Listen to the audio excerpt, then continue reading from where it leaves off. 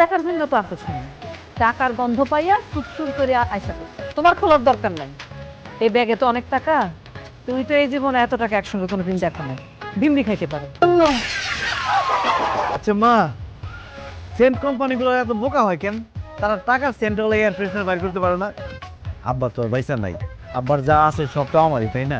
টাকার মালিক আমি। কথা সত্য। এখান থেকে 1 কোটি টাকা তোর হাতে দিব।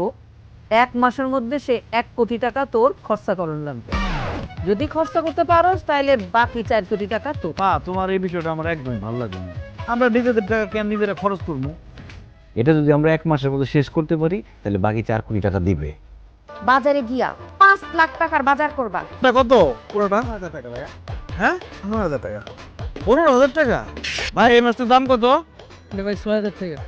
ও, এত টাকা একটা মাছ? বড় বস্তু। এই দেখো, 3 পিস ডিম। রহিমা বা, তুমি মন খারাপ করো না, তোমার জন্য অন্য জিনিস আছে। আধা কেজি বেগুন,